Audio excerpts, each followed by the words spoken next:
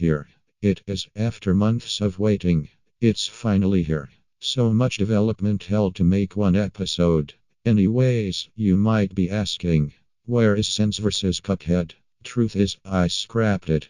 You might be asking, why? Reason is, I found it boring, and every time I would make the video, some of it would get deleted. For example, the animation.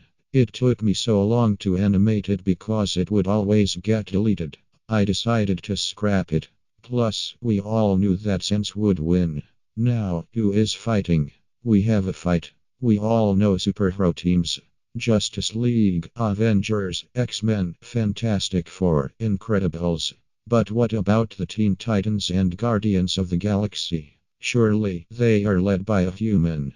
But they are more than just a human. They are heroes. Robin, the Teen Titans leader and Batman's sidekick. Star-Lord, the Guardians of the Galaxy leader and the world's best dancer. I am animating Pivot Studios, and I am here to discuss what these fighters are capable of doing, and to see who would win if they were to go in a fight. The day was February 4th. A special boy named Peter Jason Quill was born. The same day, a planetary alignment occurred. Living like Peter was not easy as a kid. He was constantly getting bullied, and all that stuff. One day, Peter's mother died from cancer and ran away. Aliens attacked and abducted him. He was raised by Unpopular, and their relationship grew to that of father and son. As a criminal outlaw, he gave himself the name of Star-Lord. After meeting a bunch of aliens, he then formed a team known as the Guardians of the Galaxy. Peter Quill is no ordinary man. As a human and alien hybrid, he should be comparable to that of peak human without his armor and weapons. If this was the case, Star-Lord should be comparable to a Lewis Sear, who can lift 500 pounds with one finger, and backlift 4,337 pounds. He should be comparable to Usain Bolt, who can run up to 28 miles per hour, and should have stamina of an Olympic participant. Peter is very durable, being able to survive the depths of space, point-blank explosions, and beatings from Ronan the Accuser. This is the same Ronan who went toe-to-toe with Captain America, who is multi-city block level. Star-Lord has armor and jet boots, which give him an incredible speed boost. He can dodge lasers, which are speeds of Mach 547. Peter is equipped with the Element Gun. This is no typical James Bond gun. It can shoot out 5 different elements: earth, air, water, lightning, and fire. His quad blasters are powerful Kree submachine guns. He has energy bolus. If they can land on you, they can easily trap you, which is hard to escape from. His gravity mine is strong enough to pull objects via force. Peter is a great fighter, and has excellent leadership. He is very smart. He can easily pilot spaceships and manipulate Ultron. Though he is far from perfect, he is still human, and like any regular human, he can be put down with enough force and power. It's not easy, but it's still possible. He is also extremely arrogant and cocky. This won't stop Star-Lord from being the galaxy's hero. Enough about the guy who let Thanos escape. Now for Robin.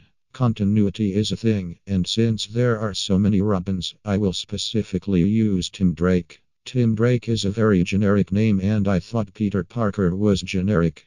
Anyways, Timothy Jackson Drake was son of Jack and Janet Drake. They took him to the circus, and he met Dick Grayson. He worshipped him as someone he would look up to. After Jason Todd's death, Tim asked Batman if he can become the third Robin, much to rejection. Did this have him quit? Absolutely not. He nearly got himself killed for provoking the Penguin. That takes serious guts. Soon, his parents were forced to leave Gotham due to witness protection, so Batman adopted him. Spoiler alert, but he became the new Robin, particularly Red Robin. You might think that since he is a sidekick, this makes him automatically inferior, right? Wrong. Robin may not be as powerful as Batman, but he is not weak. Robin has some good physicality traits. He did overpower Catwoman. Catwoman can scale to Katana, who is city block level. For Robin to overpower and beat down her makes him in levels of City Block Plus. He is fast enough to keep up with Batman, who can dodge lightning.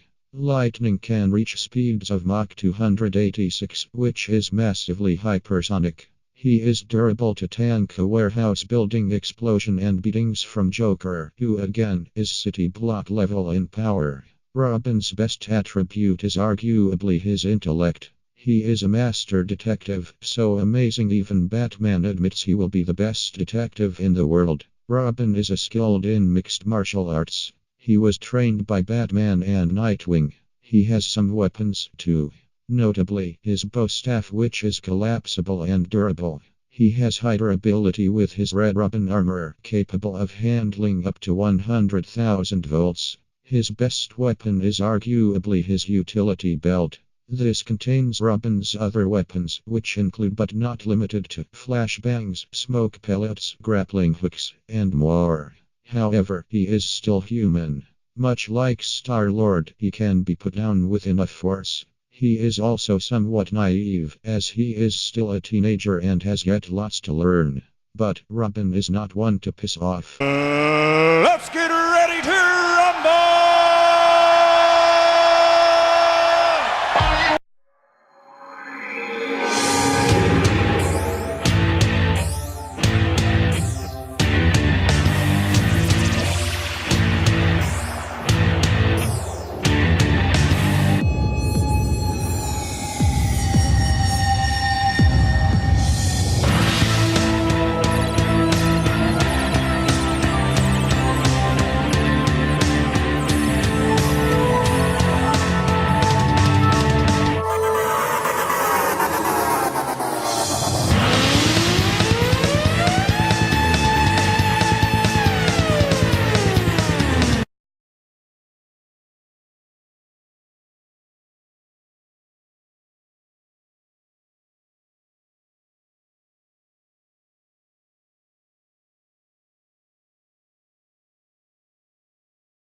Wow, poor Robin. He's been going through a lot. From his bad reboot to losing this fight. But why did he lose? Well, I am going to now. This is the post-analysis, after all. The elephant in the room is that I used two specific versions of Star-Lord and Robin. This is comics Star-Lord and Tim Drake. Clearly, Peter beats Tim for various reasons. In terms of strength, this is where Star-Lord has it. Like I said before, Star-Lord should compare to that of Peak Human, which at the very top can lift 4,337 pounds at best. Batman at best can lift about 2,100 pounds. Star-Lord is about 2 times stronger than Batman, and considering the fact Batman is much stronger than Robin, it becomes even worse for Robin. It's also worth noting that Star-Lord has the power and durability edge. Like I said, Star-Lord can take beatings from Ronan, who is able to go toe-to-toe with Captain America and even Iron Man. I don't want to stretch with Iron Man because Tony is way stronger than Peter in terms of feats, so we will have Cap as a free scale. Steve can overpower many other multi-city block level characters, like Deadpool. In addition, Star-Lord can not only tank attacks from Ronan, but also hurt him. Robin has only a large building to city block plus levels of power and durability. Peter is also a lot faster. He can dodge lasers, which are Mach 547. Robin is massively hypersonic, dodging lightning, which is Mach 286. I can be nice for Robin, and highball him by saying that lightning bolt stroke was 1/3 the speed of light.